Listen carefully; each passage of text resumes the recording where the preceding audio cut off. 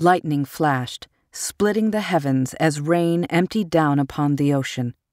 Footsteps scurried outside of Margaret's stateroom door as passengers and crew raced down the hall seeking shelter. Margaret sat in her chair and clutched a blanket around her shoulders with one hand and her rosary in the other. Moving her fingers from one mother-of-pearl bead to the next, she repeated the familiar words, Ave Maria, gratia plena.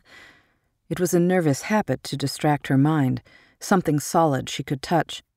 She prayed that God would calm the waters just enough to deliver the SS Gallia safely to its destination in Liverpool. There was a loud crash in the passageway.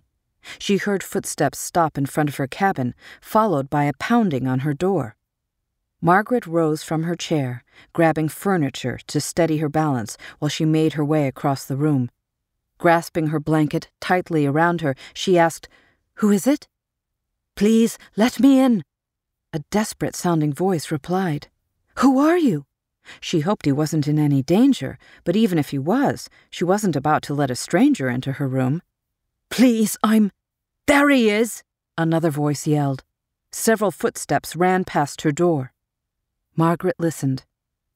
Outside, the rain pelted the side of the ship, and things creaked and rattled as the boat tossed on the waves.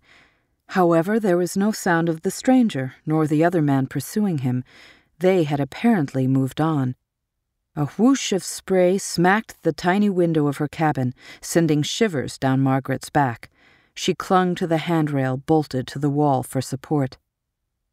Why did the stranger knock on her door? She quickly reminded herself that his business was not her concern, and there was no need to worry. Besides, he was most likely tucked away safely inside wherever he was. Now, if only this wretched storm would calm down, she could get some rest. The ship swayed. Margaret grabbed the back of the chair and carefully made her way around it. Thank goodness she wasn't prone to seasickness, or surely she would be ill. Her rosary was no longer sitting on the table. Letting out a sigh, she settled into the chair. Perhaps enough prayers were said for the night. The ship was over halfway to its destination in England, and other than this storm, Margaret found the voyage boring and uneventful. She had kept to herself the previous days, preferring solitude over listening to the mindless gossip of other women passengers. Whenever she turned a discussion to politics, it was met by obvious smirks. She was well aware that women like her were rare. Fortunately, her husband was not offended by her political interest.